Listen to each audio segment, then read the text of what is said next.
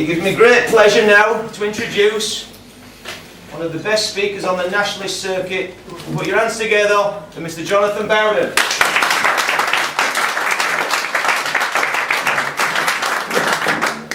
Right, well, thanks very much. I always talk about what's in the news, and I'd advise people not to necessarily believe everything they read on a site called UAF. Now, what's been going on in the world since I was up this way last? Well, Trevor Phillips has announced that he wants to change the constitution of this political party. Now, for those who don't know, Mr. Phillips is head of the Human Rights Commission, the Human Rights and Equality Commission, which is the successor body to the Commission for Racial Equality, or what in the late 1960s was the Race Relations Board. It's also merged with all sorts of other alleged oppressions in relation to gender, in relation to age to a degree, although that's been enforced by the European Union, in relation to homosexuality, in relation to transsexuality, or persons of transgender non-specificity. It's concerned with disability. It's concerned with all sorts of things. It receives £100 million a year, this organisation, of your money. And Brown says that he wants to cut the budget deficit and he wants to reduce the overspend that he's spent to get us out of this recession, which he's been digging away for the last 10 to 12 years. And I think he could start with the Human Rights and Equality Commission. Get rid of them all. Starting with Mr. Phillips. Now, Mr. Phillips says he's not an extremist, but in his office, at his bureau in the middle of London, he's got a portrait of Karl Marx on his wall. So what is he saying by that? He's saying that he's in favour of militant equality, he's in favour of militant egalitarianism, but there are certain groups that he doesn't like. He doesn't like people who vote for this party. He doesn't like white working class people particularly in the north of England, but elsewhere will do. He doesn't care for anyone, irrespective of a social background, who votes to the right of UKIP. He regards one of his jobs as preventing this party winning seats, and obviously he's having a bit of trouble internally and bureaucratically for many reasons, one of which was the return of 2 British National Party members of the European Parliament in the last European elections, one for the northwest of England and one for Yorkshire and Humber. I'm very pleased to see the re-emergence of Mr. Andrew Bronze, who was the former chairman of an organisation called the National Front and has been involved in right-wing British politics for many decades. Now, Phillips and his clique are attempting to impose a constitutional change on this party that will open the door, allegedly, to non-white members. Now, he's been planning this for a long time, and it was first mooted the better part of 4 to 5 years ago.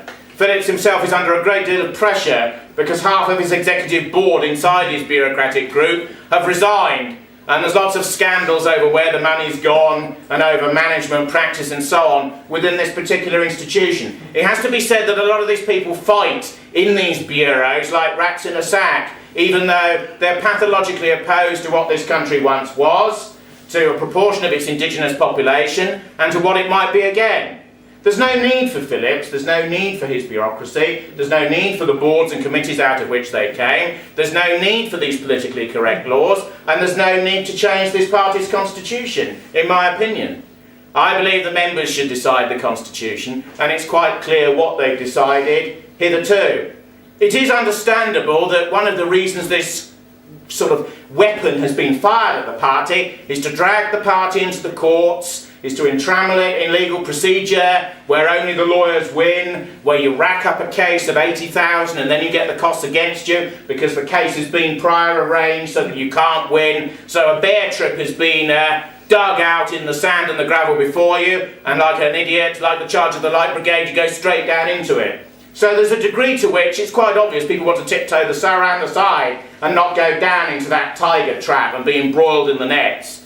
I personally think, though, that the case ought to be defended at least the first time round. I don't think you can just wave your hand in the air and say we're totally against it, whoops, we surrender. I think you've got to actually do something, even if you're forced to do it. Partly because you're seen then to be acting under distraint, you're seen to be pushed into it, you're seen not to fire your pop gun in non-anger and then sulk in the corner. So I think even if a senior party official defends it, which would obviate barristers' and solicitors' costs on the defence side, and even if you then go down to defeat, you budget for the nature of that defeat and spread it over a certain time. I think that would be better, personally, than just sort of dropping dead as soon as Phillips waves his bit of paper in the air.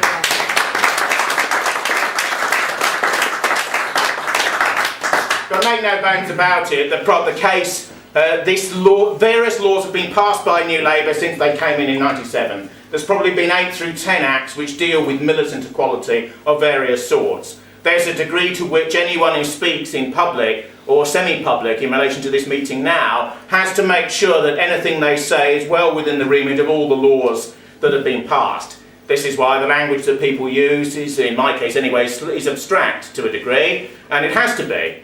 The point of these laws is to prevent people speaking emotionally or from the heart rather than in any philosophical or an abstract or an intellectual or in a semi-intellectual way. Freedom of speech to intellectuals who have liberal opinions has been allowed.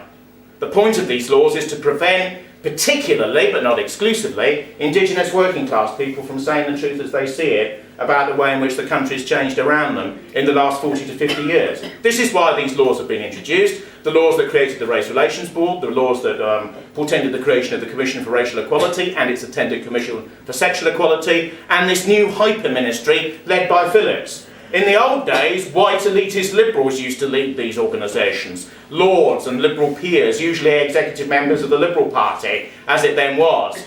Now, after Ouseley, we have Phillips, and Phillips is under pressure because the British National Party has risen. Ouseley, who was of course chairman of this commission, or the CRE that preceded it before Phillips, criticises Phillips because the British National Party has won elections, as if his remit is actually to stop one particular political party in the country. Phillips's remit is to impose equality in relation to alleged oppression and or quote-unquote discrimination in all areas of the society. But one of his prime textual down-in-the-basement targets is to make sure that parties that stand for a different set of values, such as prior patriotism, don't get anywhere. Now, the key test whenever the Conservatives win, and most media pundits think that Cameron will be leader in under a year, is whether they will sweep away all of this. And Margaret Thatcher and Michael Portillo in the late 1980s did actually have a few internal governmental policy papers about abolishing these quangos, which are anti-white, and anti-British, and anti-English, and anti-Welsh, and anti-Ulster-Irish, and anti-post-Irish in Britain, and anti-Scottish, and anti-white proletarian, and anti-bourgeois, and anti-heterosexual, and anti-disabled. You see, these are quite discriminatory bodies, even though they say that they're for love and justice and inclusion and tolerance, and they love everybody to death, and they dislike nobody at all. But if you actually look at them in a different way, and you cast the ideology that comes out of Phillips' bureaucracy in a different light, you realise that they have groups to which they're antagonistic, they have individuals drawn from those groups to which they're even more antagonistic, and they wish to deny such persons freedom of speech. Now, earlier in the 20th century, our fathers and grandfathers were told that they fought. They fought against Germany, they fought against fascism, they fought against Imperial Germany in the First War between 1914 and 18. You may have seen some of the very elderly veterans who are basically dying now. 93, 89, 96, 109, 106, 104. As these men went over the top in 1914-18, in Flanders Fields, at the Somme, at Passchendaele, at Ypres and elsewhere, were they fighting for tolerance and inclusion? Were they fighting for Mr. Phillips to impose his bureaucratic remit upon future generations of this country? When men got out of their tanks and fried an egg on the side of it in the North African desert in the Second War, were they fighting for tolerance and inclusion? Were they fighting for Mr. Phillips to impose laws upon them here in the north of England and elsewhere to describe what they can say, even in private, even in a text message between friends, even in an office in the public or in the private sector? No, they weren't fighting for tolerance and inclusion. They were fighting for glory. They were fighting for this country. They were fighting for England and Britain. They were fighting for what their old rulers had told them about what the future would be like if they lost. They were fighting for a degree of racial and ethnic pride that was unstated, because the whole English conspectus was you didn't really go on about that because it was accepted as a norm to begin with, and therefore you didn't need to illustrate it too much because it was a given before you even started. They were fighting for the flags that were behind them. And many more maimed and injured on top of that core 800,000. And that's just in the first war. What did they die for? Did they die for a multicultural Britain? Did they die for a multi-ethnic Britain? Did they die for a politically correct Britain? Did they die for 200,000 abortions a year? Did they die for the absence of the death penalty? Did they die for liberal left censorship that denies the rights even of a private conversation up to a certain perspective? Did they die for the right of men to marry each other and adopt children? Did they die for all of these things? Or did they actually fight for something different? I hazard the guess that they actually fought for a society that we had a proportion of, but which has now been dipped down to such a degree that even to mention it is incorrect, is transgressive, is anti-system, is mentally criminal, or treated largely as such. This society was once relatively free of drugs, never free of crime, but freer than it is now. Look at the centre of some of our cities like Birmingham and elsewhere, England's second city. In the centre of Handsworth, in the middle of Birmingham, criminal gangs control large parts of the economy there. There are two gangs in Handsworth, both Afro-Caribbean gangs. One's called the Johnson Crew, and the other's called the Burger Bar Boys. They're gangs. They have buildings in the centre of Handsworth. These aren't just lads sort of skulking around in car parks. They own property. They have criminal mafias. These things are developing in our cities, fuelled by the drug economy.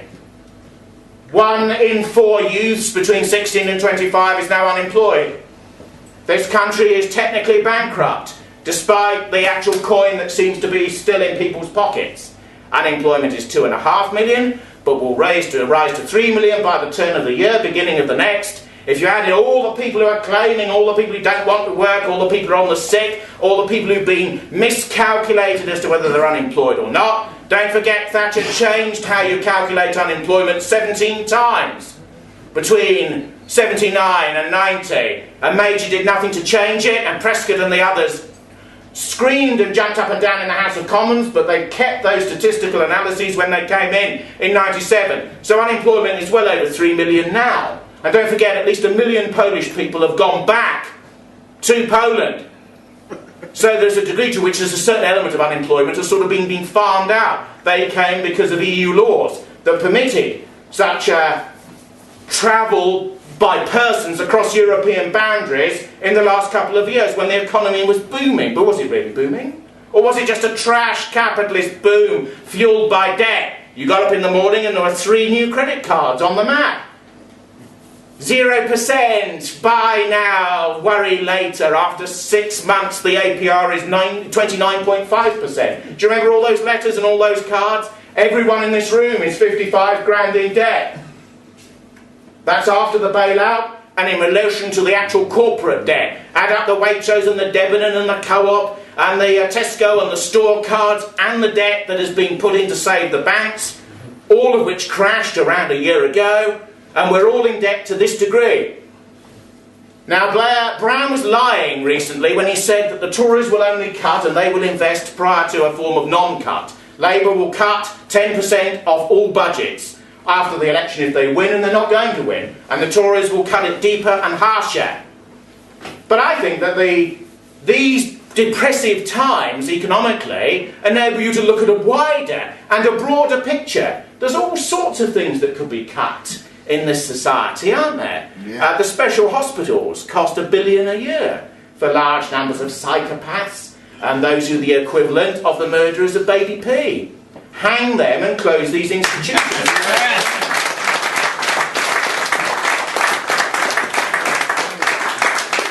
Get rid of every politically correct item on the governmental agenda at local level, multiple language translations at the regional and sub-parliamentary and devolved level, similar sorts of bureaucracies, Phillips's bureaucracy at a higher level. Get rid of all of the panoply of EU laws and regulation that restricts business, that denies the rights of English and British people to do what they want in their own country. Leave the European Union, which frees you from an enormous sort of forest of laws and which enables you to decide again who is British and who is not, who is English and who is not, who is patriotic and who is not, who is in favour of the country's development and who is not, who has the best interests of the society at heart and who in turn does not. Because the people who do not have the interests of this country at heart are running the BBC, are running the Labour government, are running the Commission for Human Equality. Some of them are running the NHS, some of them are running the Bank of England. Fewer of them are in our armed forces.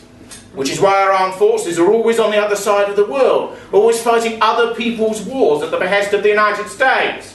Michael Portillo was asked in the 1990s, and he was Defence Minister, which is an important post in a Tory government to a degree, unlike a Labour government, what's our foreign policy? And he once replied, we don't have a foreign policy, it's decided for us by the United States. And the United States in particular, amongst many other initiatives all over the world, even though it's in radical decline, is obsessed with the fate of a particular society in the Middle East. And is determined that it must be defended at all costs. And we have had a war tangentially in Afghanistan and ruinously in Iraq in relation to a proportion of those measures, putting it as moderately as possible. And there are many who would like to attack Iran as a third option, as World War IV, as some people call it. And we will be dragged into these disputes and into these wars on the tail end of American power. I don't need to tell you that America has changed a great deal. Since 1968-69, 70 million persons of colour have entered the United States. 70 million. The election of Barack Obama isn't a strange fluke. He is representative of most American cities and what they have become. America is teetering on the bridge of not the second world, but the third world. When Obama became president, the CIA gave him a report. That report said that America will be in the third world by the end of this century, that China and India will be more important by 2050, and that there will be a nuclear war in the Middle East in the next 25 years on present trends. The CIA gets many things wrong and did not predict 9/11. But they did predict the war between Georgia and Russia a year ago, so they get the odd one right. If you throw enough darts at the board, you occasionally get a 180. You see what I mean? But Obama is typical of what that country has become, and we are such an Americanized society now. Look around you, in the country and the culture as a whole, that what often goes there happens here. The gang culture, which I mentioned in Birmingham, proliferated in Los Angeles and other big cities in the United States, has come here after a lag of 10 to 20 years. Mass abortion, civil rights, rights for minorities, sexual and otherwise, partly an American prerequisite, came here, although there were Western European tendencies in that regard simultaneously with the social and cultural revolutions of the 1960s. The pressure to conform to international bodies, such as the EU and the United Nations, and to push us in various ways, and deny nation-state sovereignty, so that we can't make independent decisions about our economy and about our military usage. This again imprisons us in various ways. Most liberals believe it's unthinkable to get out of these structures, unthinkable to think in another way about political reality. It's not unthinkable at all, but our people need the will to grasp it, the will not always to reach for the beer in front of them, the will to turn Sky Sports off for a moment, the will to wonder why Cameron and Clegg and Brown always sound the same and always say the same things. They're all in favour of these wars, they're all in favour of US power, they're all in favour of our troops being abroad on wars which are directly not in our ultimate self-interest, they're all in favour of membership of the EU, they're all in favour of bailing the banks out, they're all in favour of the economics that led to those bailouts, they're all in favour of mass immigration. Why? Because they're all liberals. And because liberalism is a system. Most people look at the box and they think, why are Labour and Tories so near? Why are they so close? Why does Brown occasionally make conservative remarks and Cameron wears a red tie and occasionally says he's a progressive? Why is this political transvestism going on as they sort of launch into each other and exchange garments? And you've got sort of Mandelson stood in between Brown and Cameron, exchanging even more garments because he wants to, you know? And people wonder, why are they there and why are they so similar? Why is the political tension that for previous generations between the red and the blue was very intense? Where's it all gone? And it's all gone and all been dissipated because they stand basically for the same thing. What everyone thinks of the Tories, can you imagine Sir Alec Douglas-Home, who was Tory leader the year I was born, in the early 1960s, being a member of United Against Fascism? Can you imagine that? He would think that they were persons who needed a wash. And when Douglas Hume, who was regarded as being very, quote-unquote, out of touch, was asked on the equivalent of Panorama in 1963, what do you think of the recent rise in unemployment? He said, raising a stick, he said, oh, well, there's room for a new gamekeeper on my estate. That was when the Tories were something different, weren't they, really? He was quite clearly living in another world to most of the people in this country, even in the early 1960s. But can you imagine him being, like Cameron, a member of United Against Fascism? I saw a few pictures at the Red, White and Blue, which happened in Derbyshire a couple of weeks back in this year, of United Against Fascism. And it's very odd. The first thing I noticed about them is a new generation has emerged. The second thing I noticed is that they were very small in number.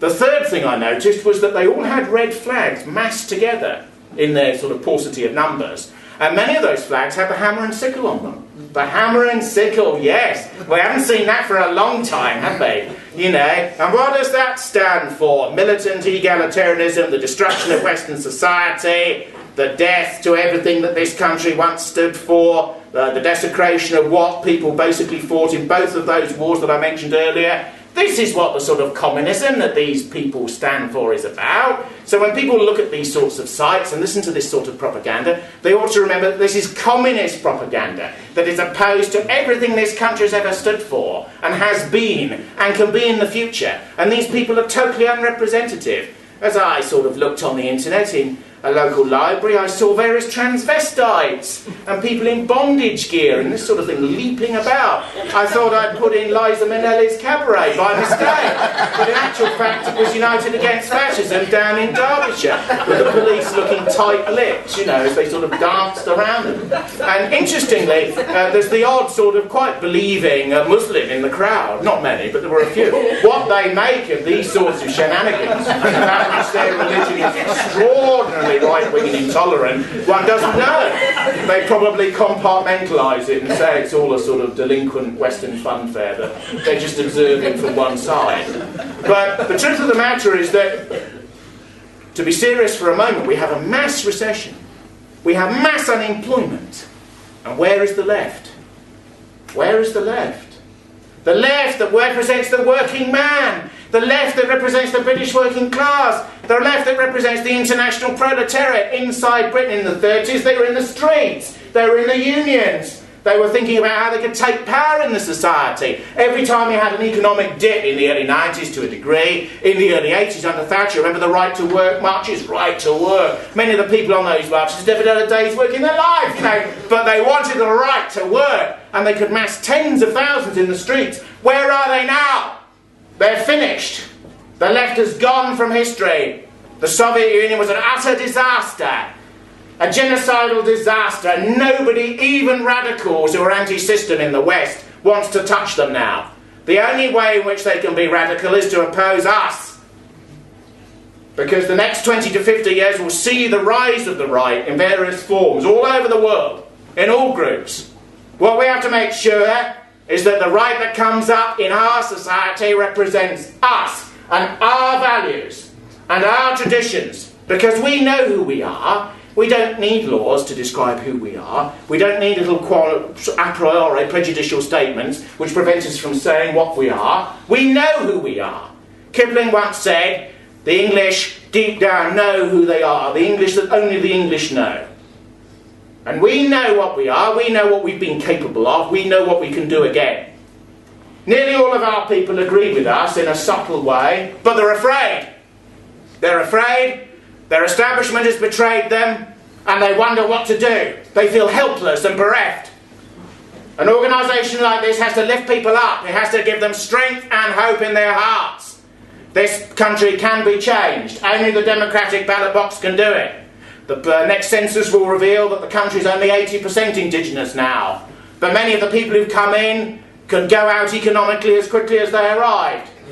Things are going to change in the next 25 to 50 years very radically. Ecological damage, economic stress, the collapse of versions of capitalism without the left as a safety net and an alternative. We're going to see benefits cut in the next couple of years. We're going to see the easy years, if they were easy, and they weren't for many, in the 60s and 70s go. The idea that there are jobs to be had is going. There's 200 apply for every McDonald's job now. That's a job paying $5.65 to flip over an American burger that makes you obese and die of a coronary before you're 60. And 200 are applying for each of those jobs.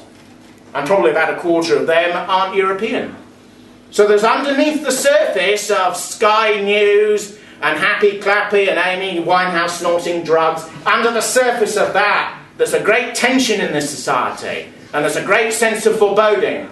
Deep polling by the BBC thinks that many people are deeply worried that there'll be conflict in this culture, worried that there's no one to lead them, worried about the collapse of our identity in various forms, and we are in considerable collapse. You don't have to go around many of our cities. You notice the decay in the infrastructure, you notice the amounts of blatant criminality. Where are the police? Do you see the police as they drive around in their cars and they fly over cities in their numbered helicopters? They're all dressed in yellow now, so you can see them from a distance, but they're firemen. They come at the end. They come after it's kicked off. They get out of the wagon when people are lying on the ground. They come at the end, not at the beginning. They're just to put it out and dampen it down. They see their remit as partly preventing inter-community tension rather than solving crime and dealing with some of the gangs that I've talked about proliferating in inner Birmingham and elsewhere.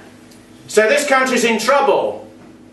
And Cameron has no solutions at all. He will cut public expenditure, and because they don't like spending money, the Tories will be a little bit more honest about that. But they will invest in wars like the coming one that might occur over Iran, and the one that's already petering out into oblivion and defeat, like the one in the 1890s before it in Afghanistan.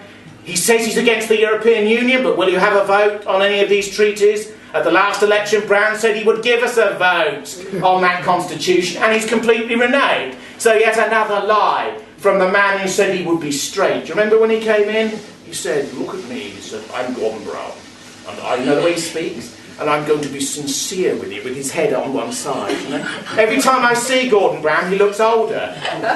One eye's up here, one eye's down here. The hair gets whiter and greyer. The chins get more pulled to the left. He looks sadder and more alone, doesn't he? Every time you see him, you know he's a man in decline. New Labour has had it.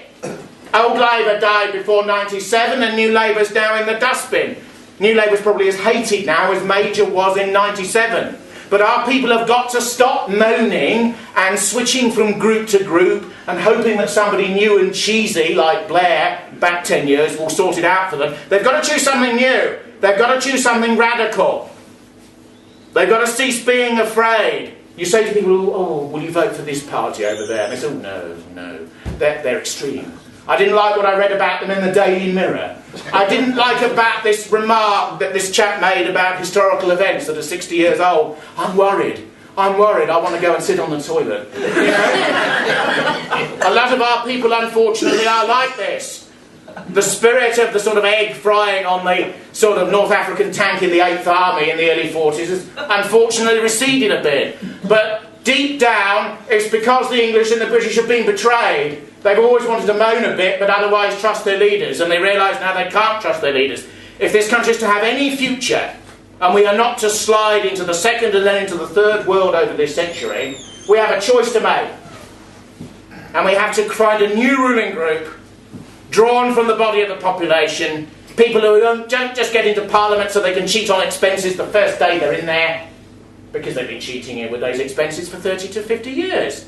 Thatcher introduced those changes in about 25 to 27 to 30 years ago. When Michael Foot was asked about pay, remember Michael Foot? Duffel-coated at the cenotaph and that sort of thing, picking his nose, that sort of thing. But when Foot was in and Labour politicians said, "I need a bigger salary," he said, "Oh, don't bother about that, just claim it on expenses." So they doubled up their pay on the expenses. And in comparison to the cheating over money that goes on in the City of London, that parliamentary cheating is actually small beer. It's their resentment over that and those sorts of things that leads them to behave in that way. So there's a total disconnect now between the ruling group and the masses.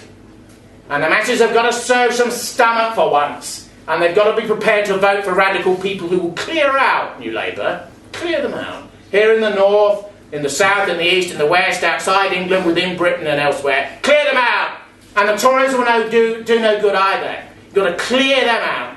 And the Liberals are just a block in between the other two that give the other two their ideas. all the sort of destructive ideas that Phillips is in favour of and that I talked about earlier. You've got to clear them out as well. There needs to be a new start, and it won't be UKIP and it won't be the Greens. Even though there are good ideas which are green, and the idea of leaving the European Union, the UKIP option, is an attractive one that should be supported. But there is only really one option for this country, and that is to vote for a party which is patriotic, which is British, which is elitist, which is nationalistic, which believes that the only socialism or the only social concern that really is validated by history, by genetics, by identity, is patriotism. Patriotism is the only thing that ties people together within a group in their difference. It aligns people together. It can overcome the breaches and divisions of class within our society. The blue of social conservatism, opposed in shorthand to everything UAF says that they stand for. The red of socio-economic concern, particularly for people at the bottom of the prior economic pyramid. The Tories have no concern about such people at all. The Conservative definition of patriotism excludes half the population from the very beginning.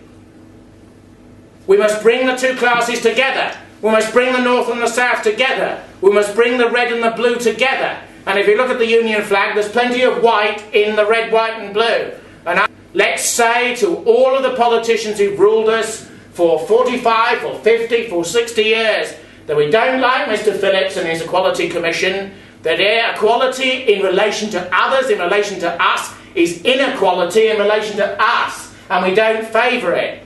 That we don't favour political correctness, that we don't favour the ideologies that have been imposed on us, which are a soft form of Marxism peddled by New Labour and their friends, whether they're in the trade unions or even in the boardrooms of European companies that have friendly contacts in the European Union. That we don't agree with what has been done in the last 50 or 60 years. And there is only one way in which that can change. There is only one way in which our people can rescue the plight in which they find themselves. And that is to vote for this political party, to support tendencies of the right and of patriotism and of national renewal. To realise that what will this country be like in 120 years on present trends? What will the health service be like? What will the level of taxation be like? What will an average inner comprehensive school be like in 80 years? Never mind 120. Look at what they're like now. In South London now, schools have 200 cameras inside them. Schools have metal detectors to take the koshes, the knives and the guns off the students before they go in. And that's before they've even got in. But as we're told, GCSE and other standards rise on every year. The standards go up, but they can't read and write, and there isn't a job to them to go to. And when they emerge from these pits, they end up talking like Jamaican gangsters on imported US television programmes. This needs to change, and the only way it will change isn't through fantasies, isn't through marching like the English Defence League in city streets. It's through voting. And it's through politics. It's the only chance we've got. And 2/3 of our people won't even vote in the European elections. They can't moan if they don't vote. And the only vote that's meaningful is for the British National Party. The only vote that threatens the establishment is for this party, is for the tendencies of opinion that it represents. And when you vote, you're voting against what Brown stands for. You're voting against what Obama institutionalises. You're voting against what the European Union stands for. But you're not just voting against, you're voting for. You're voting for what you are. You're voting for this land. You're voting for this village, stroke town. You're voting for this region. You're voting for what your grandfather and father fought for. Vote for them. Vote for yourself. Vote for the generations who are coming. And always support strength and identity and freedom of speech and England and Britain forever. Thank you very much.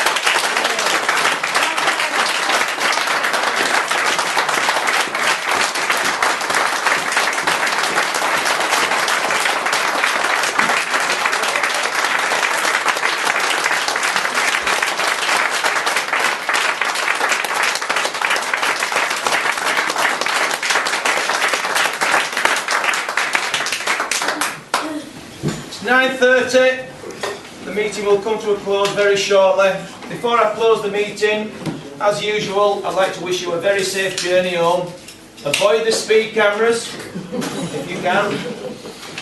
Kevin's called an activist meeting. Some of you must weigh up your options and do what you can. If it's a little bit, it'll help, but do what you can.